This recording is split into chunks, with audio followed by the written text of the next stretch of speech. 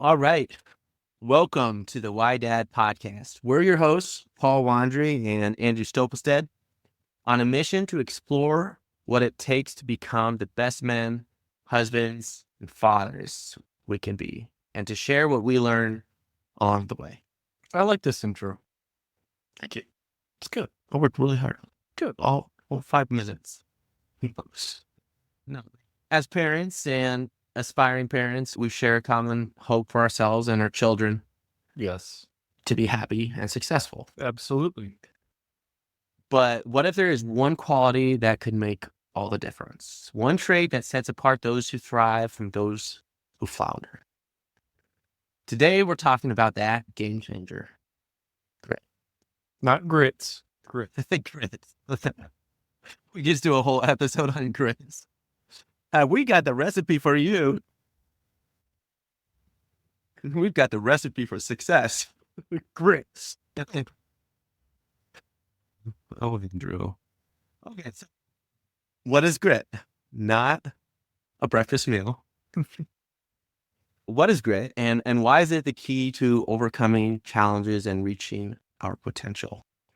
How can we as dads and aspiring dads cultivate it in ourselves and pass it on to our kids?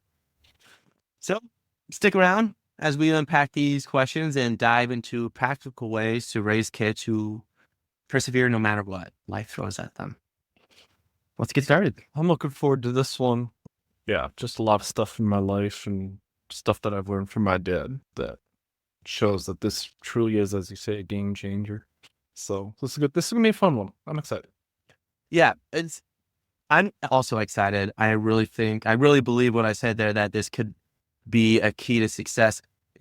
Funny because as I was reflecting on this, and it had been for a long time, but more deliberately recently,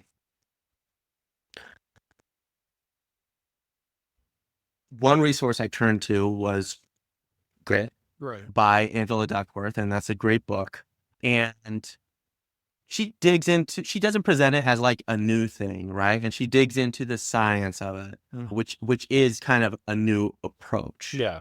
But grit has become a token word recently, I think, in recent years. But it isn't like a new thing. Like, it has been consistent throughout the ages. Right. And this is a bit of a tangent, but it's been consistent throughout the ages. There are old parables and fables about grit. There's in Asian cultures, there's the story about the bamboo versus the oak in the storm. The oak will bend and break. The bamboo, while looking less strong, it'll bend with the wind and stay. Yeah. There's the ancient parable of the little tin engine that could. It's one of my favorite. It's a good one. I was just sharing that with Emmy the other day of when we were walking back from the ice rink, and I was over half mile walk through cold and snow, and she wanted to be carried. I'm like, we'll talk about this. But anyway, I digress. So, in your own words, Andrew, what is grit? Resilience. Good question. To me, grit is that driving force when all seems hopeless, in a sense. I don't know, it's like and not even when all is hopeless, but like you call it a game changer. I call it a driving force, an attitude, A mindset. Yeah, a mindset, exactly. To overcome adversity. Yeah,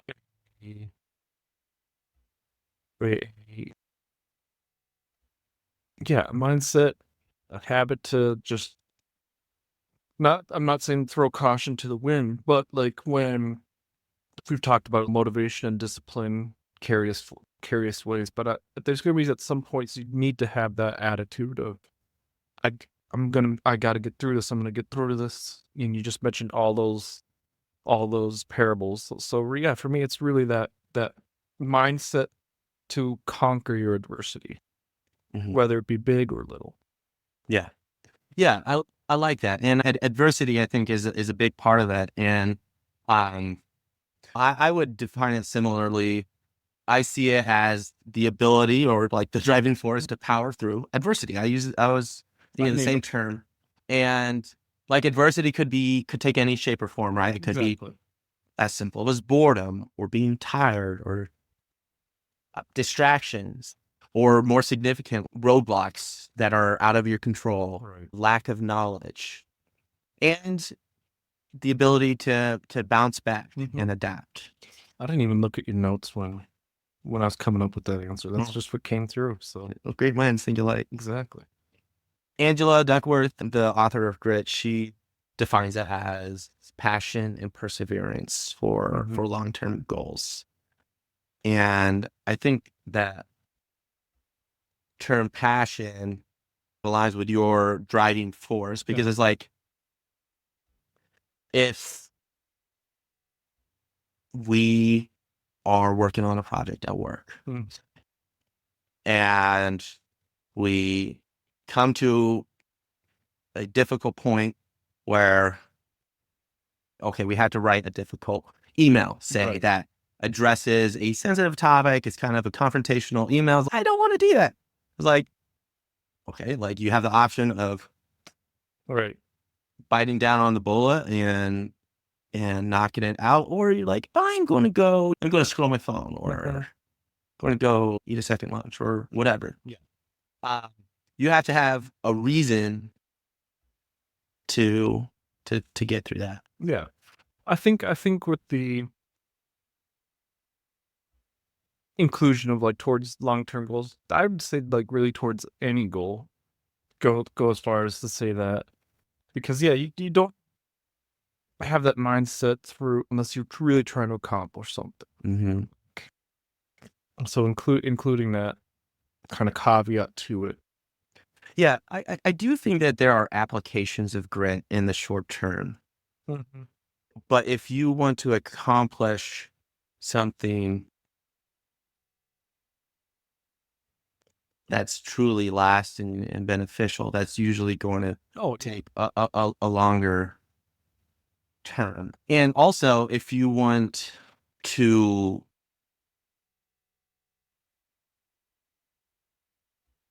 here's the thing about shorter term goals is like you can tackle one, but how do you, and I'm guilty of this myself in the past, is you start on one and maybe you do well, maybe it's a New Year's resolution and maybe you do well. And then you flip over to another one, another interest, another, like, how do you ensure consistency? And I think it's those long-term goals or that true purpose and passion that you've identified for yourself. Oh, yeah. Helps drive. I absolutely agree with that. Like your short-term goals belong to the long-term. But like the point I was just trying to highlight was, yes, it's like the perseverance in achieving the long terms, but sometimes those short-term goals demand are the hard ones. So yeah, they all have to align towards you, but grit doesn't, in my opinion, doesn't necessarily have to be like geared towards the long term. Like right. Yeah. Yeah. And I think grit is built one brick at a time. So those smaller goals and those shorter timeline tasks are crucial for building grit. Yeah. Now, do you have any, as my wife's philosopher friend, do you have any thoughts on what classic or even ancient philosophers have to say about grit? I mean, perseverance. Yeah, I would fortitude. say like, let's just take a look at like Christianity. You have the 4 cardinal virtues, and fortitude is one of them. That's one that all cardinal virtues, meaning coming from the word hinge. So all the other habits or virtues are built off of the four of them. So fortitude being one of them. If you want to, and I think Aristotle even lays those out as well, like calls them out like this. So it's not just a Christian thing. It's very much so rooted in all of Western philosophy. Mm-hmm. When you brought up fables from Eastern fables, so I'd say even I'm not too skilled in Eastern philosophy, but I just through those parables, those fables, that they would somewhat agree. Mm-hmm. But it when you think about it in that way, like grit, fortitude, kind of on the same plane there.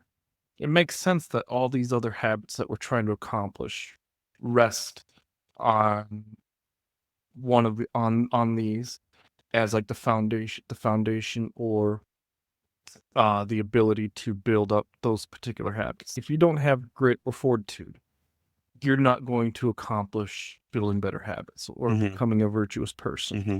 And so it takes effort, it takes energy. It's a huge task. Mm-hmm. But practicing and building up that habit of and foundation of grit/fortitude makes all of that possible. Yeah. Yeah, that's a really good point. So grit is like the ability to stay on course and the wisdom to change course as needed. But yeah, to your point, like you can't get to that destination, whatever that is, unless you stick to it. Exactly. Because otherwise you are at the whim of, now we're getting into the next section, which is like why grit even matters. But otherwise, For this yeah, analogy, grit is the rudder of your ship. yeah, Or that because even in storms you can control somewhat your direction with your rudder. You still have all the winds of adversity blowing you, but your rudder is what's is steering your ship towards its destination. Mhm. So yes, but I'm going to poke a hole in that analogy because let's say you run aground and your rudder breaks. Grit is going to be like fixing that ship and getting it back out on the ocean and keep sailing, or like building a new one, or Now you're just building different analogy. I told you. So, but I get the nice eye roll. Or Mm. you kidding me? you're not wrong, but Yeah, I'm just being difficult. classic Paul. I love to serve. What isn't grit? What is there anything that you think grit can be misunderstood as? Oh,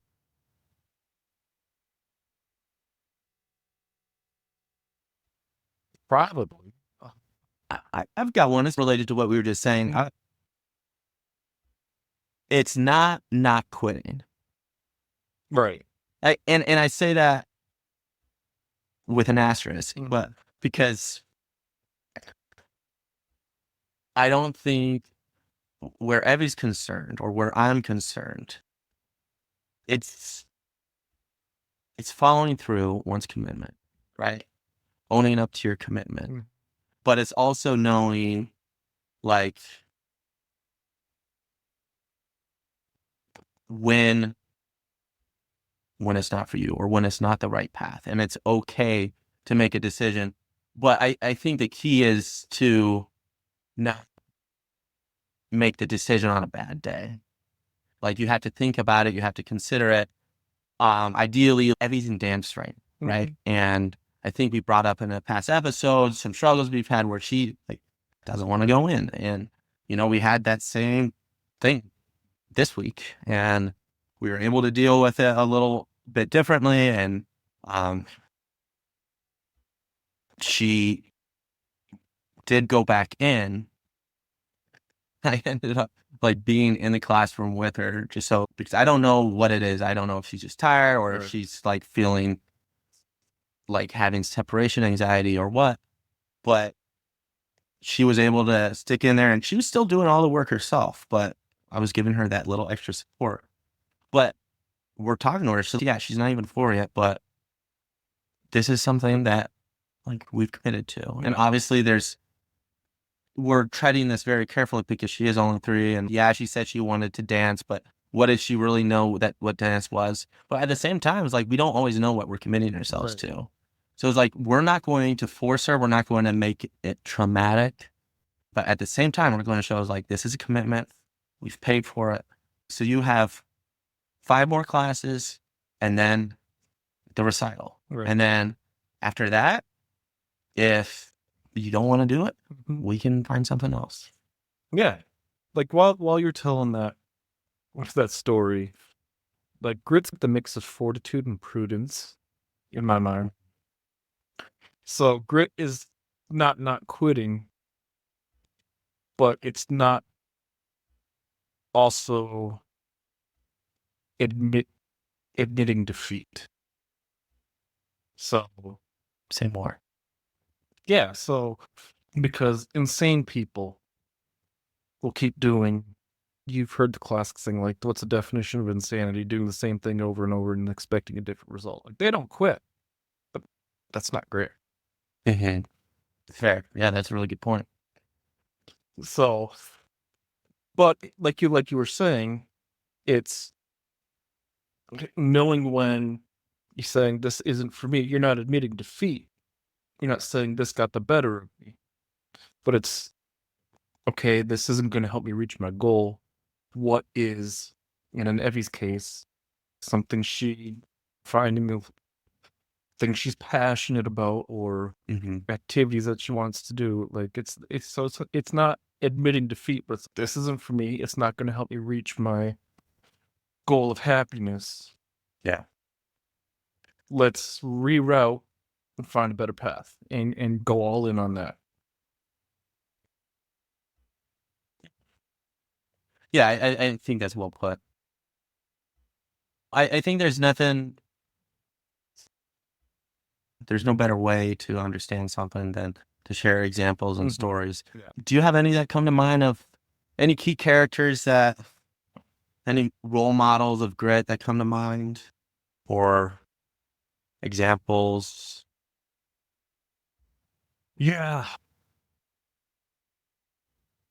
Just right now, my whole family in general, with the whole situation that's been going on, especially my nieces and nephews. And people do say kids are resilient, they'll bounce back from that. But this isn't really, I mean, we did talk about it, like you did bring it up, like the ability to bounce back, but there's certain instances, experiences, life-changing, possibly traumatic moments that you're not necessarily going to bounce back from, but your life still needs to move forward. And so it's like what you said, like the ability to adapt, to adjust, and to keep moving forward through the pain. Like, pain and suffering is a terrible way to put it, but like in the kids' cases, like there's a lot of family drama going on. And they're not oblivious to that fact, and it's affecting them, but they're still pushing forward and trying to figure out what is my life as a kid now, basically. And so it's just watching these kids go through what they're doing, watching my brother go through all of these issues as well. But that's grit. It's a new path for him and his kids, and they're getting through it together. And it's been a lot. It absolutely has been life-changing, but they're putting everything their best foot forward through this. Yeah. Yeah, seeing how they can carve out their best lives in spite of this is such a poor word for it, but unfortunate turn of events. So they're not letting themselves be simply victims. Mhm. Like they're applying agency. Like they're taking that ship, to use that same analogy, Yeah. by the steering wheel and Yeah. I mean, it's not easy for them or for the family as a whole, but it's a day in, day out grind, and like that's part of why it's called grit, because it takes away the rut, gets you through the adversity, and you come out on the other side uh, a better, more polished person. yeah. Yeah. Another example that comes to mind is Viktor Frankl. We've mentioned him in past. He was in the concentration camps and had every reason, like he had zero control. He had every reason to give up Yeah. and to give in to hopelessness and helplessness. But what did he do? He locked in to that purpose and drive of, like, he envisioned himself in the classroom teaching his students how to overcome adversity, Right. and he took it upon himself to brighten everybody else's day, to make their day a little bit easier, a little bit better. And he did that by helping all those around him, even guards. Yeah. And that brings up a really interesting point that Angela Duckworth brought up in her book. And that's that. So drive, purpose, passion, that, whatever you want to call it, is essential for grit. Because if you don't have that why, if you don't have that thing you're going towards, Right. then there will be no reason to power through those things. But she found that those who are grittiest have, more often than not, have other centered purposes, like other than self centered purposes. So Viktor Frankl exemplifies that. He's like, he's not, I'm going to survive. Right. No, I'm going to help everybody around me, and I'm going to survive so I can show that this is possible and still hope. Another example close to home, kind of like your example, is my wife, Sarah. We lost our daughter, Isla, nearly 2 years ago when she was born at 22 weeks. And that was devastating. That was traumatic. Yeah. And Sarah was in a deep, dark place, and she was feeling hopeless and helpless and depressed. But she has shown immense grit since then. And I love the example she set, because it's not the grit of some athlete who came from nothing and just through constant work, like they end up in the Super Bowl, right? Yeah. And they end up winning the Super Bowl. It's not glamorous. She's just showing up every day for her family, and she has come a long way. She's going to therapy. She's reading books. And why?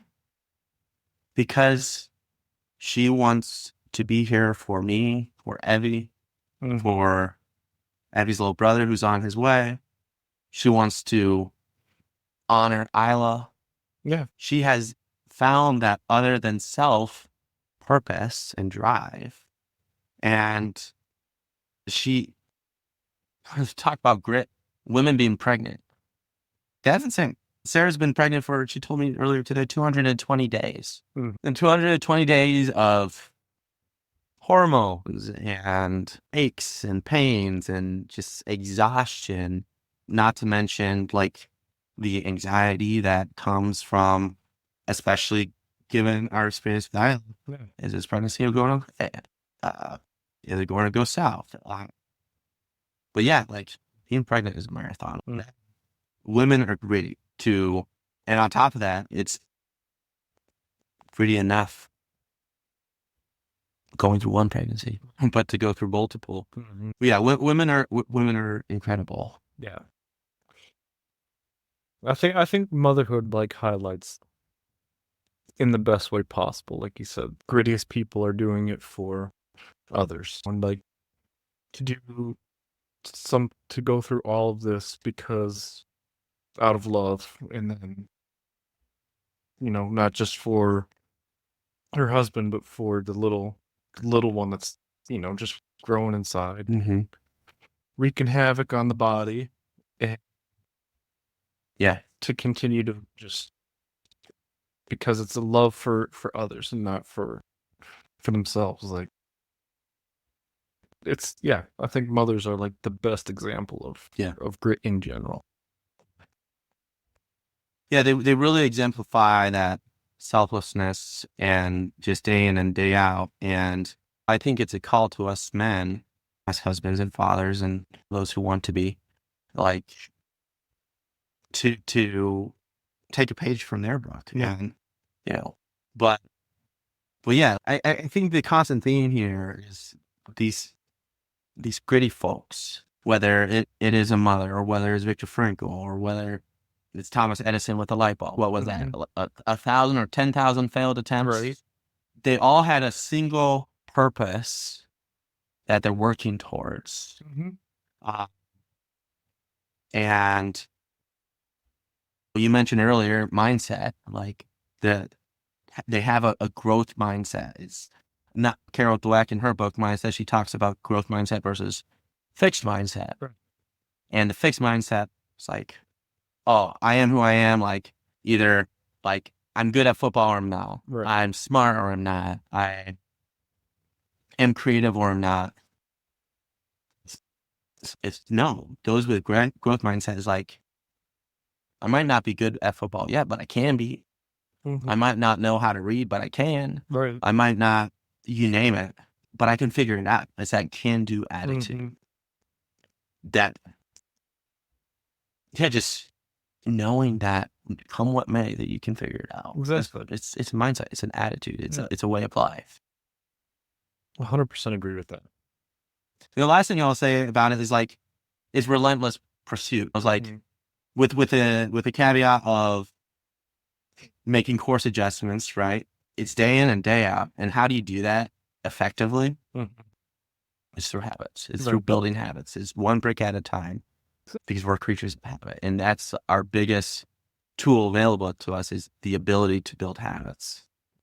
Absolutely, yes. Because building habits takes that mindset of growth. So it's just you build those habits and you continue building off of them into new ones and going from there. You just keep growing yourself into a better person to tackle on what comes with me. Yeah. So that was a little bit about what grit is, and what it isn't. Mm-hmm. But so what? Who cares? Who cares? Why does grit matter? Like, what does it mean to you, Andrew? And like, and why does it matter to you? Oh, wow. I gotta give it a second here. Take your time. I got nowhere to go.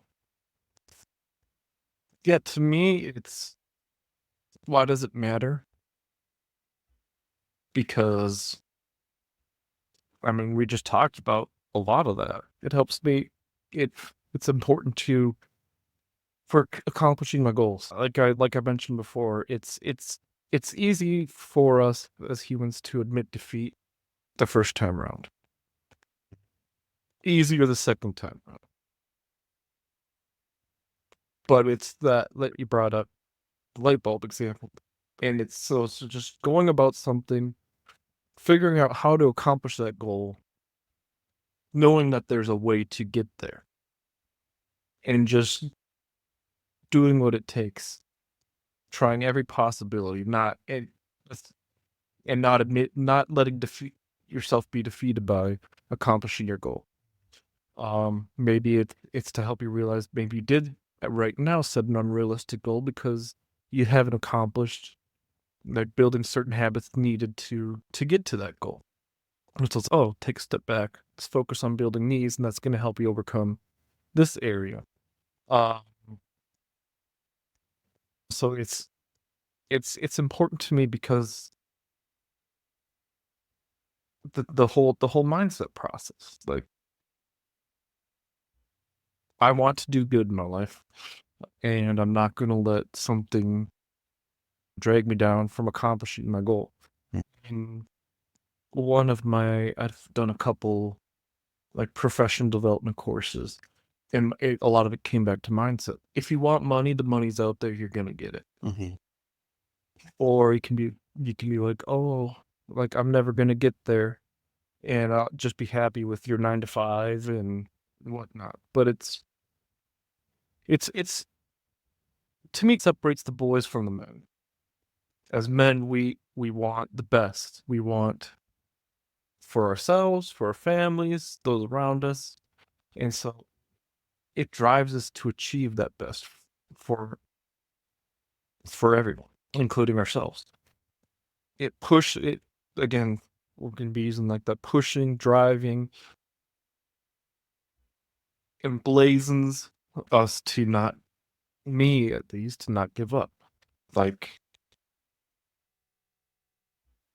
it took it like in my example, in my own life, it took me a while to get to the role I have within the financial industries that I've had, and I've always wanted to get to the spot, and it's been 6, 7 years in the making. But it took 3 years of just busting my ass day in, day out for my one department to like just get recognized by people on other teams to be like, oh, that guy, he's a good worker, or he knows what he's doing. And a lot of it was he's got what it takes to get through this more challenging role. Like, he's Yeah. not going to give up. He doesn't give up. So it matters because it helps reach our long-term goals, but it, like I said, it separates us from others. Yeah.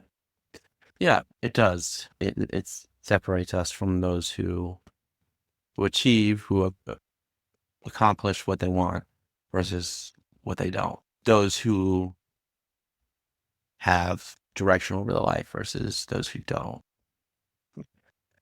And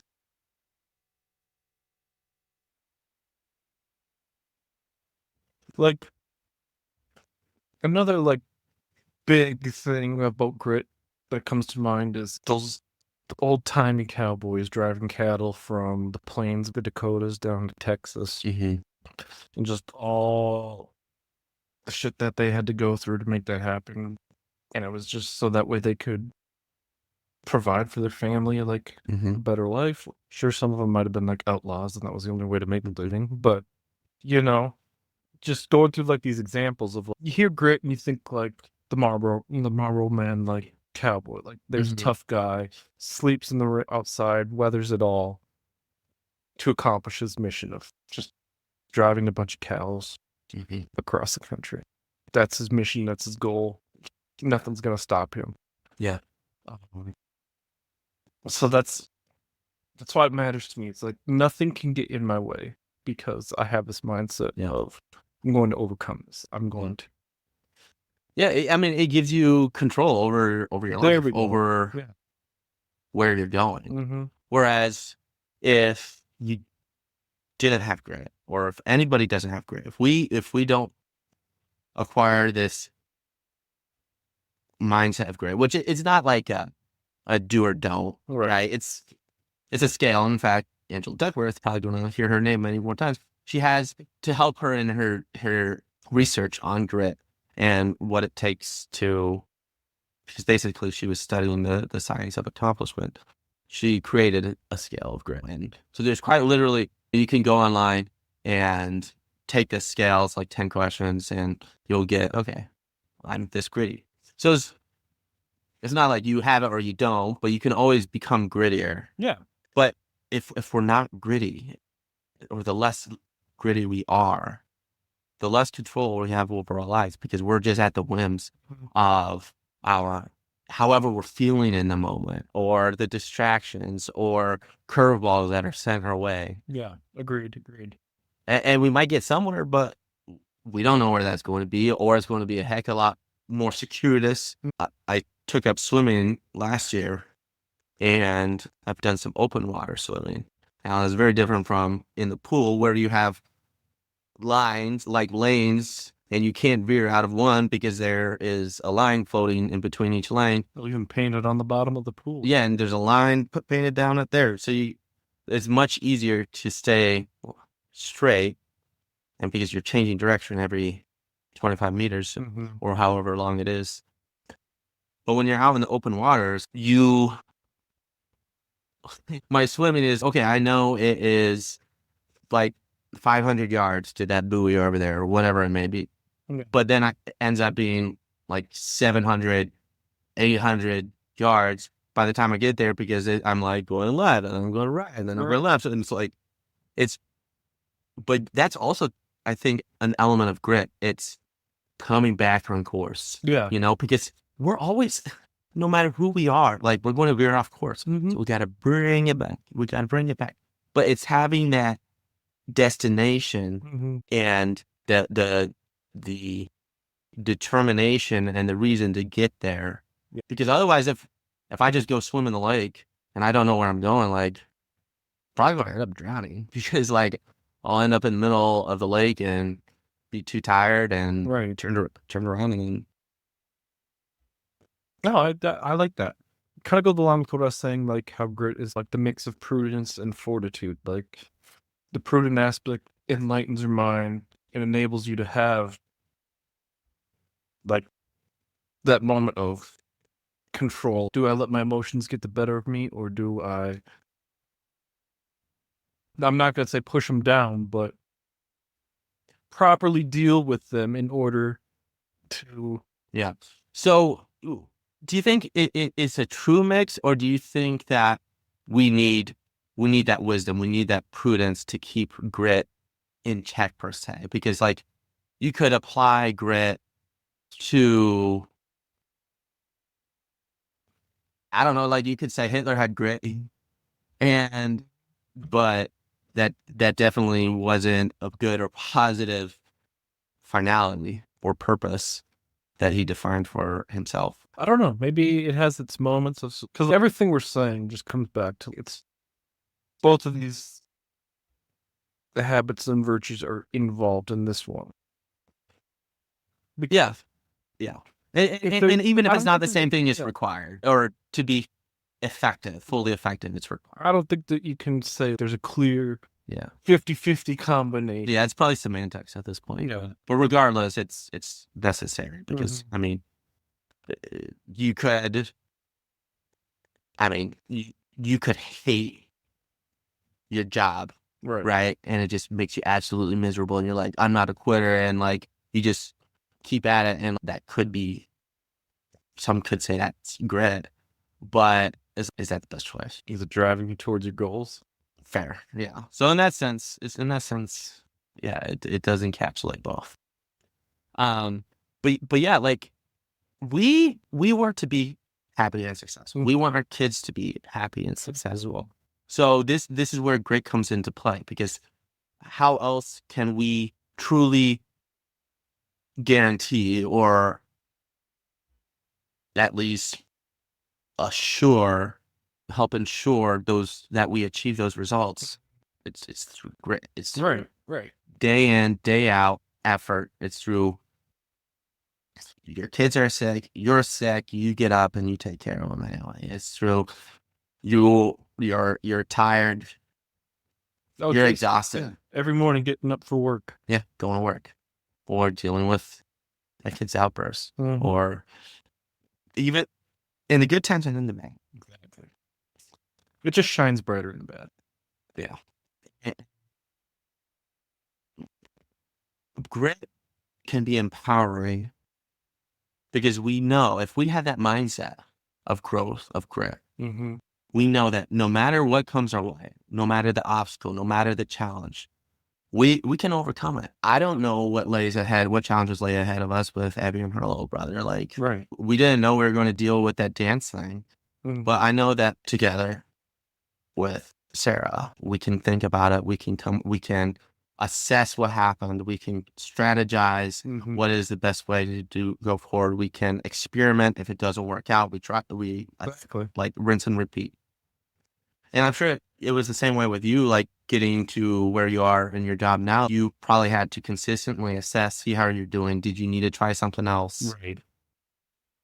Uh, No, yeah, it absolutely did. And at the end, it was just to getting to the level I'm at now. You're very,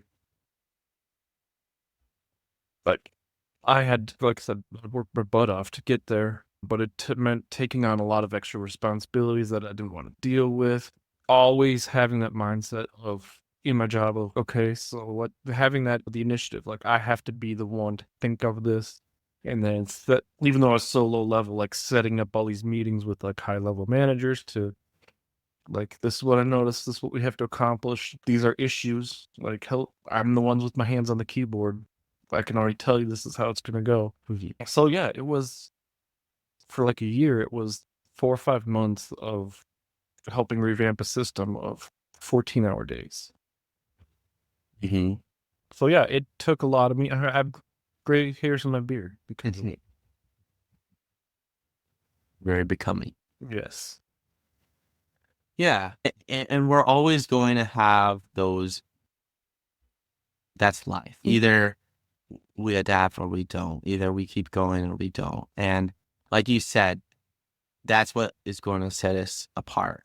They talked about successful business ventures, restaurants, podcasts, whatever it is.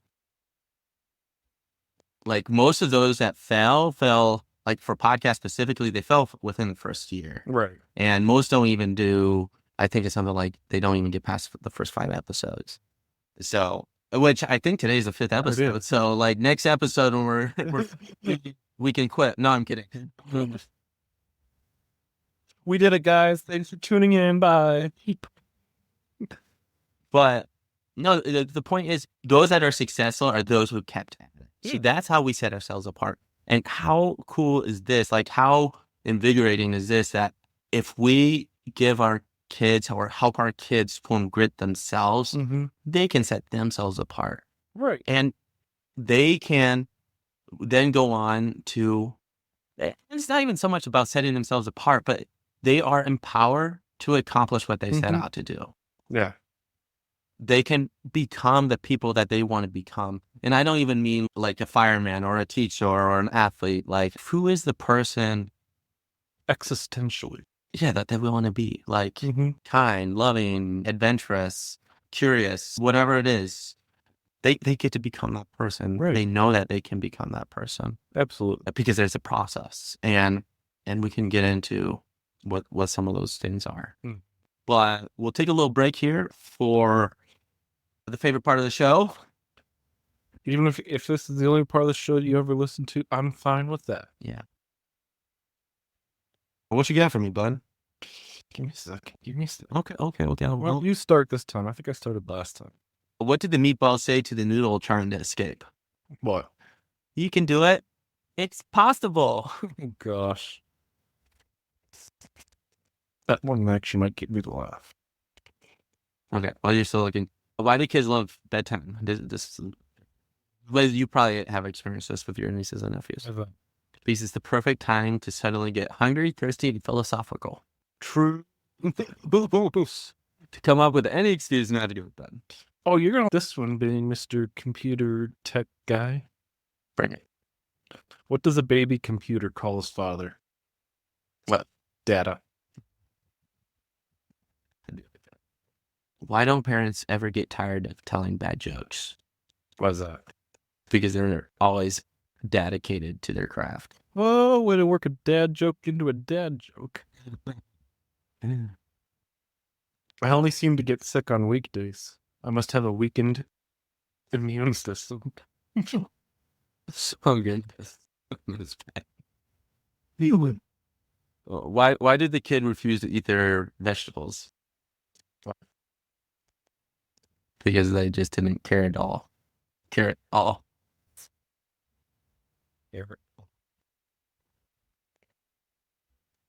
I don't get why Marvel doesn't use the Hulk to advertise more. He's basically one big banner.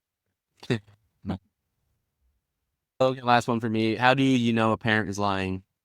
How? They say, we're leaving in 5 minutes.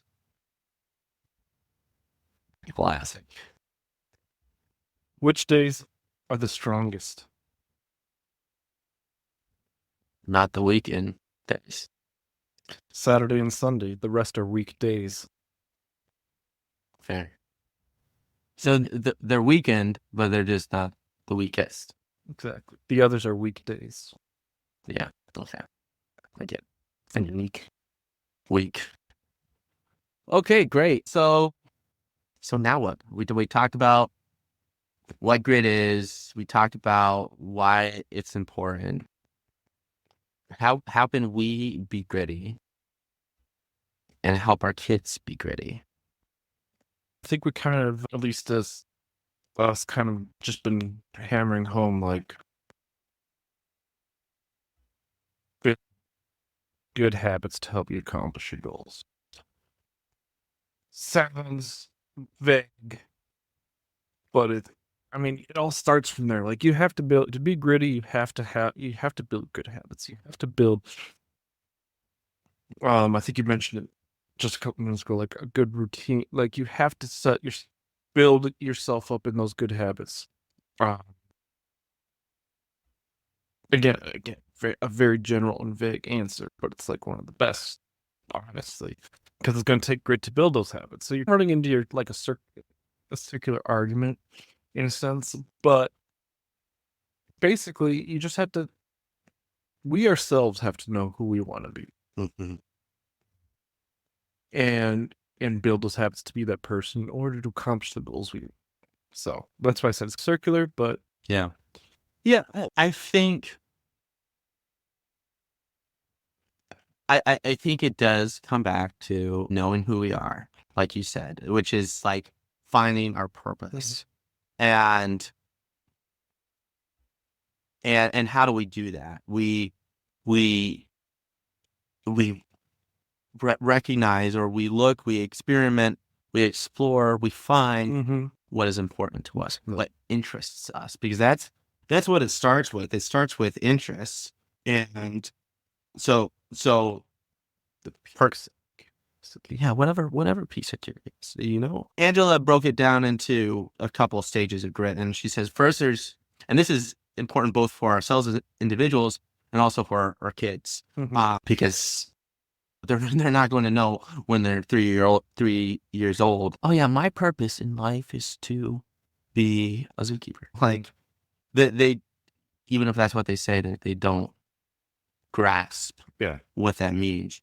But what is important, the first stage is budding interest. So you, for a kid, that is exposing them to those different interests. For ourselves, it's just like trying different things. So if we don't know what our purpose is, if we don't know what our drive is, okay, let's just take a step back and look at our interests and try different things and experiment with them. And then it goes to deliberate the loop, the feedback loop. You deliberate practice, then you get feedback, whether that's from a coach or a mentor or just through self-reflection, which is also necessary. And then you make adjustments, and then you try again, practice, feedback, adjustments, and you get incrementally better.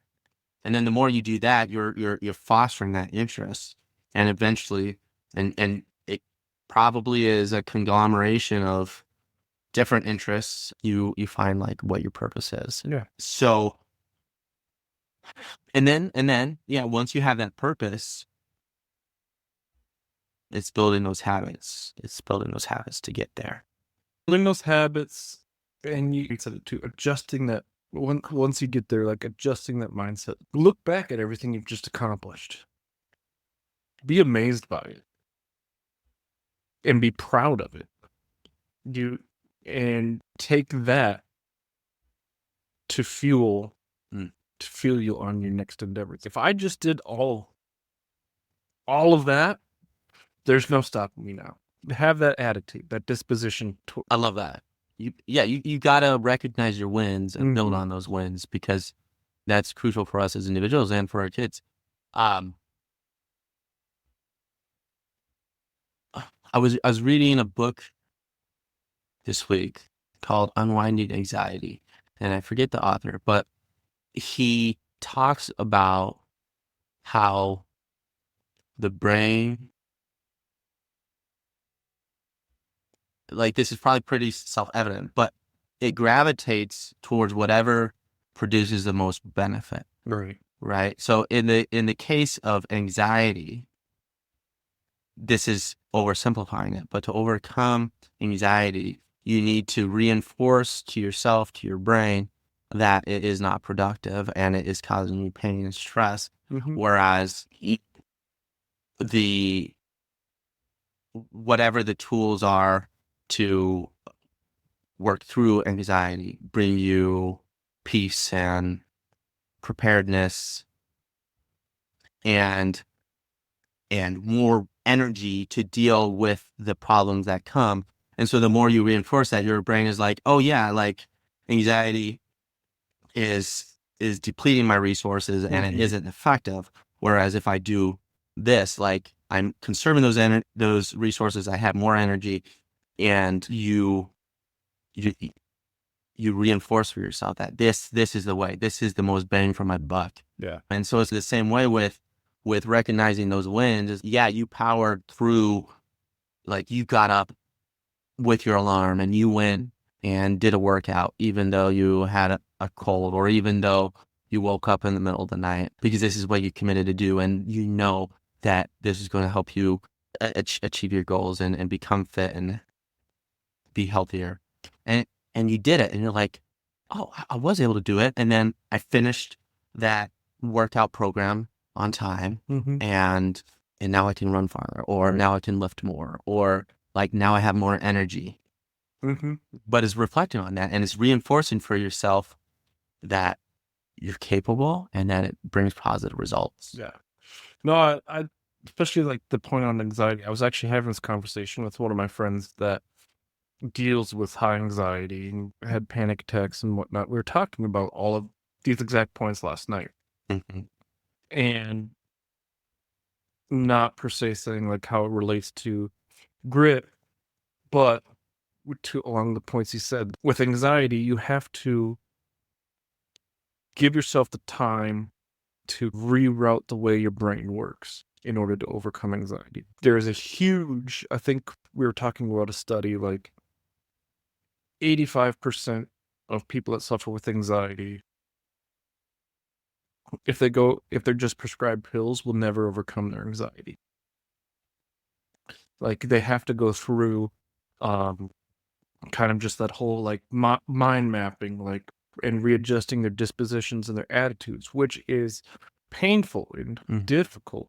Like, I'm not trying to just say, oh, change your attitude and you don't have anxiety. Yeah, not Like, as someone that suffers with severe depression, like, it's painstaking to like just remap your brain to overcome anxiety or depression. Yeah. And that's kind of like what you're saying with grit. It's like that disposition and attitude, like interior attitude of mapping your that out to overcome what's where you are to where you need to be in order to be happier, more successful. Yeah. So I think that was a good analogy and a good kind of, I want to take advantage, like just address like that topic, like Yeah, and it's no joke. And I mean, I've dealt with some elements of anxiety across my life as well, but I especially see it coupled with depression and trauma in Sarah, and she recognizes that, and she is very open about it, because that's one of her drives is to help others. So I'm sure she won't mind me sharing, but and that's why like that was an example of grit, because like it's hard, yeah, it's shitty, and like when you're in that deep dark moment, like everything seems impossible. And but you always have that choice. And just from what I've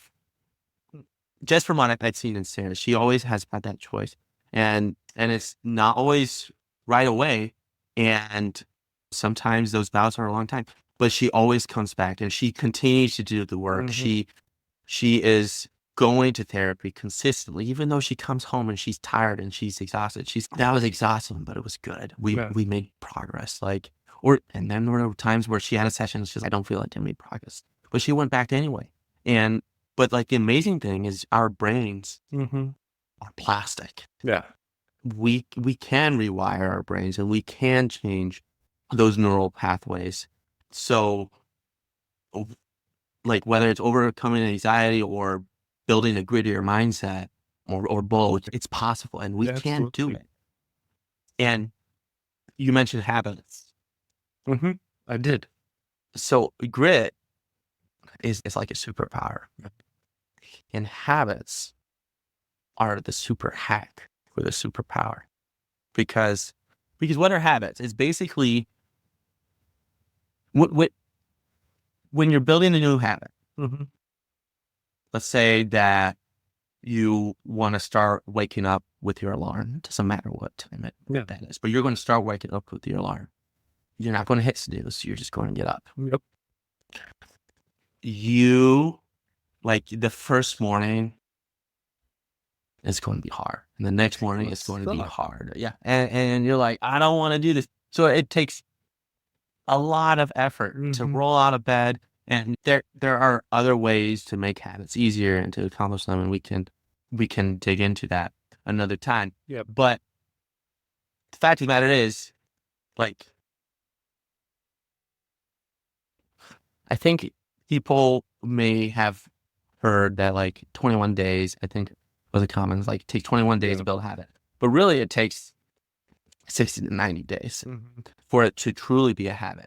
But the closer you get to the 60 to 90 days, the more on autopilot you can go. And it's never not going to take at least a little bit of effort, right? And there will be harder days than others.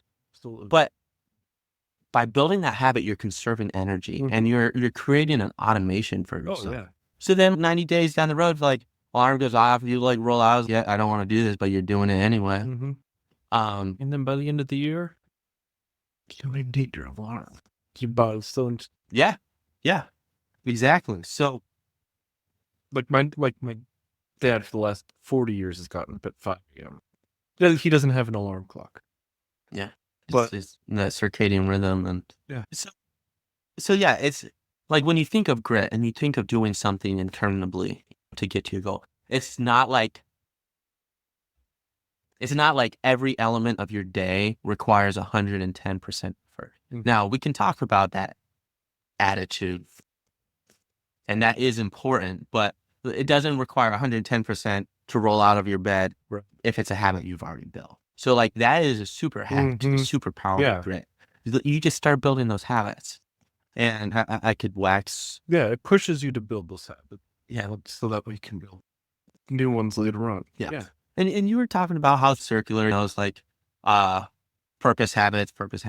Okay, if you don't have your purpose defined yet, then that should be your drive, your purpose. Yeah. Is to find out what that is. Exactly. And to do that, you can build habits okay, I'm going to explore something new. Not like you would probably want something longer than a couple weeks, but maybe 3 new things this year or something. And then commit to that for a set amount of time, follow it through, because you also don't want to just flip from this to that. And then also asking yourself the existential questions. I know I want to be a husband and father. Does everybody else out there? Have you thought about that? Like, single dudes out there listening to this, you have to understand that side of your existence as a man. Yeah. How does that fit into it? And like building the habits of asking those existential questions, building the habits of reflection. And it could be as simple as like just taking some time on your commute or taking a 10-minute walk without earbuds after or whatever. But it's just building that habit to think about those things or journaling or whatever it looks like. But so, I mean, that's stuff that can be applied to us, and that's ways for us to build grit. And ways that we can help our kids build grit. But let's dig a little bit more into the kid side of things. Yeah. We talked about fomenting interest, and I think with kids, that's just exposing them to experiences. I like to, especially with the nieces and nephews. Oh, I'd like to do this. So why? Just ask. Well, why? Why? Just trying to understand where their mind's at, and then be like, we're not squashing the idea, but I'll, at the same time, oh, that's a great idea. Might not be possible right now, but it's cool that you're thinking about that type of stuff. Keep thinking about. My oldest niece and nephew they're going to middle school next year. So they had to go travel to middle school, and they had to sign up for band. And so they're both of them were sitting at the counter. I think I want to try this instrument or that instrument. It's just like, why do you want to do that? It's Oliver's because that's what Dad played, and he wants to be like Dad. Yeah. Great, motivate, as a kid. And Felicity's, the violin because I've already started to learn how to play, and I want to be better at it. So it's just, I'm sure if one of them picked like drums, it'd be like, why do you want to do drums? Drum kits are expensive, but it's just, well, you pick. Is there any other instruments that you'd be like interested in? What's your second favorite? Like those questions. Yeah. We're not just like that's not gonna happen, or if you had like the opportunity for something else, Yeah. Yeah, and there will always be those limitations, and yeah, we'll have to work with them to work through that, right? But like as much as possible, like if when it comes to fostering these interests, it should be like their interest, right? Exactly. And there's one concrete thing that it isn't too dissimilar from what my parents did when we were growing up, but Angela recommends the one hard thing rule, and that's like up until high school, like everybody in the family has to have one hard thing that they're working on. Yeah. So obviously from the appropriate age, right? But for me, it's my day job, and then it's this podcast, right? And I'm putting in deliberate practice for both, and I'm working towards, like, as far as the podcast is concerned, like I'm trying, one, to become the best version of myself for my family, and then also hoping to help other families along the way. Yeah. For Sarah, it's similar. It's her work and her therapy, right, and working through those challenges she's had, and processing the trauma. And then for Eddie, it's already like, it's swim and dance, and she loves swim. And if nothing else, if we have to quit dance at the end of the term, and she just does swimming, I think that's perfect, because she loves swimming and she works hard at it. And that's like the perfect intersection of challenge, because she doesn't know how to do all this stuff. She doesn't know how to do for like freestyle strokes, and she can't swim across the pool, but she wants to. And then when she accomplishes a new skill, acquires a new skill, like, she feels good about it. And so, but yeah.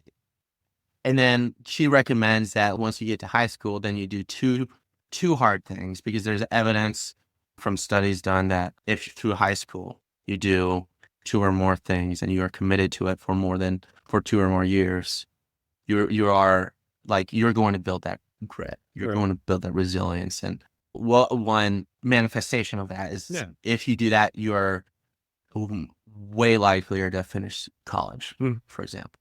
So you're going to follow through. So going for this one hard rule thing, lead it into one of the notes we have here, especially with, okay, so you're a parent now, so you throw my 2 cents in as an uncle.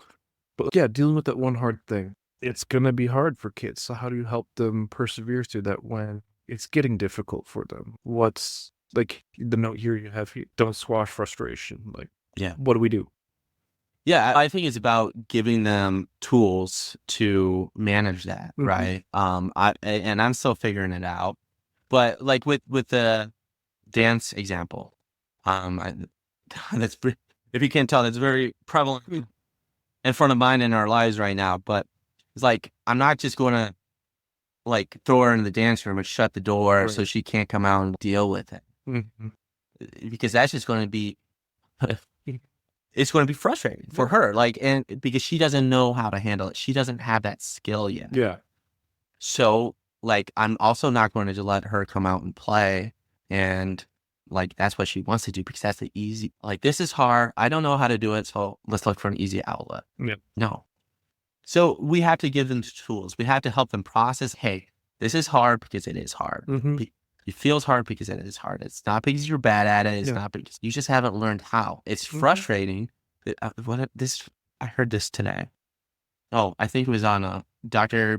Becky was on the podcast with Andrew Huberman, Oh yeah. the Huberman Lab Yep. podcast. Great podcast. Oh, phenomenal. He does such a good job of getting information out of these professionals. Mhm. But anyway, she mentioned that, and Dr. Becky is very prevalent in the parenting world, especially approaching a respectful and gentle, not to be confused with permissive parenting approach. But anyway, she says like frustration is an indicator of it being a learning moment. Yeah. Because your brain is like, oh, I don't know how to do this. So it's just a manifestation of that. So frustration is not bad. Yeah. But we have to learn how to manage it, how to take it down from a level 9 or 10 to a level 7 or Right. 8 so we can work through it. So that's going to be like sitting there with your kid and be like, hey, this is okay. Like, it's natural to feel this way. How can we work through this? And do you want to pretend that you're like Moana or something? Right. Or like I mentioned, I ended up like going in the room with her and she still had to do the work, but that's how we got through that moment. And I don't know what next week is going to hold. Let's like my brother and I took my nephews out ice fishing over the weekend, and one of the nephews is on the spectrum, and he wanted to go because he wanted to be with all the guys. Love that, but the kid can't sit still. He loves to run and play, so sitting in an ice house for a few hours just wasn't his cup of tea, and he was trying so hard. And so we eventually had Grandpa come and pick him up, take him home. That was one of the things my brother was just trying to help him get through. It's, it's like ice fishing just isn't your thing, Craig. Like, you're not in trouble. It's like you're going to have more fun. Like, you tried it and that's good. And right now it's you'd rather be running around on the way outside, or there was still enough clear for him to ride his bike, but it's like your passion is being active. Yeah. Yeah. And it's important as we find these interests of ourselves or help our kids find their interests, is being aware of like our tendencies and our proclivities. But there is also an element of just managing those situations. It's because finding your interest, your passion, it's not a light bulb moment. There could be pivotal moments that you're like, this is so amazing, I want to pursue that more. Yeah. But it's not always like that. Sometimes it's just like, maybe you'll bring him back next year or something. And even though it was hard for him to sit still, like there was still that bonding and whatever. And so it was a positive experience. And then, so maybe next year he might not remember it specifically, but it will be a part of who he is. And then and maybe that builds and that builds and that builds. And there's always like an element of a familiarity too that is comforting to our brain. Yes. So, but it is about managing those experiences too, because you don't want, if you had kept him in there all day, like he for sure isn't going to be open to ice fishing down the road, because it was like, I was cold, I was miserable, I was stuck, and like they didn't let me do anything. Very unlikely that he would come around to it. For Evie and I, we took Evie ice skating for the first time this past weekend, and it ended up being just like 10 minutes on the ice or something, because like we didn't want it to turn it into a miserable experience, right? So it's like baby steps. Absolutely. And so there's it's not okay, you have to power through it. It's okay, everything within moderation. Next time we'll come and we'll do a little bit more. We'll try something else. We'll try something more. Another tool that is important to deal with frustration and to apply grit for ourselves and for our kids is I'll take something from the book by Kristen Hanna called The Women, which is about a female nurse who volunteered and went to Vietnam. Okay. I believe it was Vietnam. And anyway, it's a phenomenal book. Highly recommend it. Very moving. It even goes into PTSD, and not to mention the woman's of the struggle, the struggles of a woman in that day and age. However, she's overseas. They are getting an influx of casualties. Right. And it's like her first mass casualty thing where they're on their feet, soldier after soldier being brought in. They're on their feet for 24 straight hours, whatever it is. And she gets to this wounded soldier with a gaping wound in his chest. And she freezes. She doesn't know what to do. And the doctor comes and we make smaller holes out of bigger ones. And that analogy has stuck with me because sometimes we get confronted with an issue that just seems so big, we don't know where to start, and we're scared to start. So what do? We pull up our phone, we go for a walk, we do whatever, anything but that. The issue isn't the hole itself, we don't know where to start. So let's make a smaller hole. Let's find the first smallest step is how the first step isn't small enough, is how Dr. Becky puts it.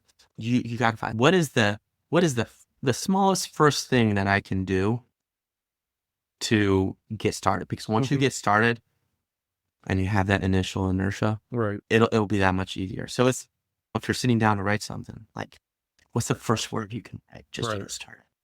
If it's going for a run, put on your shoes. If it's cleaning the kitchen, it's okay. Well, maybe we'll just get stuff off the table. So it's helping your kids recognize that as, okay, yeah, your room's a mess. What's the smallest thing we can do to start cleaning your room here? And then mantras. Do you have any mantras that you use throughout your life, or even if it's any positive self-talk or something you identify as? Yeah, I'm trying to think of if I tell the kids anything. Or even just for yourself. Not appropriate. You can share it. We're all adults here. No, anything I would shout at somebody to get them out, like a sports game or something, or just. I always have Ronnie Coleman's. He's a bodybuilder, voice in my head when things get tough and he's lifting a lot of weight. He just goes, "Yeah, buddy, lightweight." And then there's another saying of his is, "Everybody wants to be a bodybuilder, but nobody wants to lift these heavy ass weights."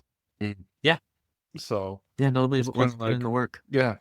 So it's just he had the body that he had because he was motivated to be I don't know how many Mr. Olympia he won tons, but that was his life. And so just when things get hard for me, I just kind of hear his voice, "Yeah, buddy, lightweight." But you can't tell it to the kid. I understand that. That's okay. I mean, points get across. My sister says one that I really like is, it's just too easy. It's along those lines. One I have been enjoying, especially sharing with Evie, is mistakes are great because that's how we learn. Right? Mistakes are how we learn. And one I heard from a friend was this is hard and we can do hard things. One, it's acknowledging the challenge and not ignoring it, but also saying, hey, we can do this. Dr. Becky gave an example of working on a puzzle with your kids, right? And sometimes she's really good about coming up with scripts for specific scenarios, and she's also really good about giving you ways to communicate with your children. So oftentimes, and you've probably seen this with your nieces and nephews, like telling them something directly isn't going to be very effective. Right. But saying things indirectly, as if you're coming to that realization all of a sudden on your own, or role playing or whatever is. So in this example, she's working on a puzzle with her kid, and he's like mashing a puzzle piece in and getting really frustrated. And I've been guilty of telling Abby, try flipping it. And I'm like, there's no agency in that, right? Mhm. So, I guess my dad's helping me. Like, or I could be working on a puzzle or a different puzzle and be like, oh, shoot, this puzzle isn't going in. This piece isn't going in. Like, I'll put it to the side and I'll try a new one. Like, I'll try a different one and I'll come back to that one later. Oh, look, this one does fit. And then in that example, she used even a sing-song voice, is very effective with kids. I'm not going to traumatize y'all with my terrible voice. And then her kid, like, ended up doing it. And she only sang it once, but then, like, weeks later, he was singing the same song. So those are just some concrete ways that we can help them learn to work through those tough moments. And what's going to happen when they work through that tough moment? They're going to have a win. And to your point, they're going to have something they can reflect back on. And I think that's something we have to, as parents, help them reflect back on. Hey, remember that time when you, like, Evie a while back, she got some beads and string, and it took her a long time, but she built that necklace on her own. And she took the time. I was like, remember that time, like, where you kept having a hard time with getting the thread in, but you didn't give up, and you built your whole necklace. And because they're not going to remember those things on their own, so we have to work through that. But yeah, it's fostering interest. It's not squashing frustration. It's giving them tools to work through the frustration. It's helping them build on those wins. Yes. And I mean, we could talk all night about all these things. I'll do one more plug for habits. It's helping them build habits. But yeah, those are just some of the ways, and I'll be interested to hear from our listeners. What are ways that you build grit for yourself, or that you help your kids build grit? Maybe you have some success stories you can share with us. Love to hear all those things. As a wannabe dad, just Yeah. hearing like all these different types of things is kind of like, there's a lot of things we don't think about because of our own separate mindsets. Yeah. So it's Well, and here's the thing: is a lot of this stuff it's applicable to ourselves as individuals, and that's all parenting is, in my opinion, is like figuring out how to become the best version of myself, and then that naturally is going to help. And how to be a leader, and that can be a leader with your kids, or it could be a leader with your coworkers or your employees. Yeah, it's all applicable. But anyway, that's what we got for y'all today. We went over grit, what it is, and why we care, and we wrapped things up with some ideas and practical ways to become grittier and help our kids become grittier. My challenge to y'all this week is to take one step for yourself to become a little bit grittier, whether that's scheduling some time to refine your purpose, or choosing or doubling down on a habit that you want to tackle, identifying a pain point with your kids and coming up with a game plan to help work through that with them, with your partner, if that's an option. And take a step for your kids too. Just one time, help them work through a moment of frustration, rather than, if you're anything like me, being tempted to tell them, deal with it, or stop whining, or swooping in to fix it, because it's the easiest. It makes them feel good. It stops them whining. My resolution, speaking of resolution time, I'll follow up on the resolution I set last time, which was to be more communicative about events and calendar and scheduling with Sarah. And I'm on a good streak here of getting everything on the calendar, and even setting up this call tonight, or this recording tonight. I was deliberate in chatting with Sarah ahead of time. Hey, what works for you? Being proactive about avoiding the day that she's in the days that she's in the office. Whereas I could have very easily, okay, hey, this is what when we're doing it. But anyway, this week I'm going to double down on my 100 days with no sweets. I'm 15 days in, and I think by staying committed to that, I'll help myself become grittier. And then one time, at least one time this week, I'm gonna exaggerate either a mistake or an obstacle that I encounter for Evie's benefit, and I'll work through it aloud for her, even if I'm not telling her, hey, have you watched? I'll just like work through it and hope that she witnesses.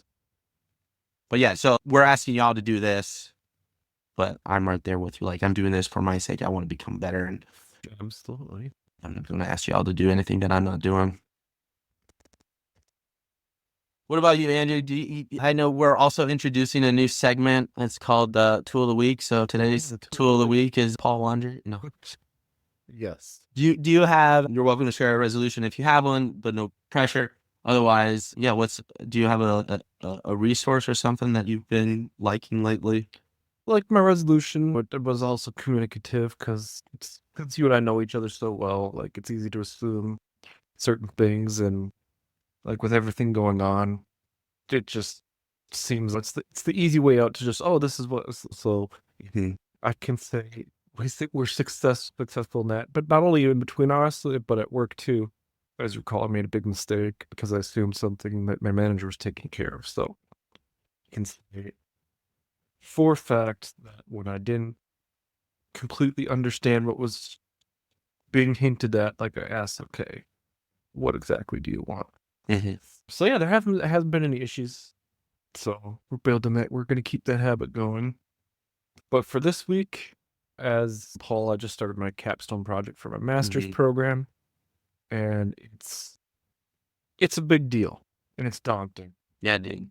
We are tasked with basically getting a startup company going. So yeah, that's huge. So there's 4 of us, and so just really it's gonna sound weird, but it's my personality. I'm loud, bold, gotta be in charge a lot. And so just being able to have the self-control to drive our team where it needs to go, but at the same time, and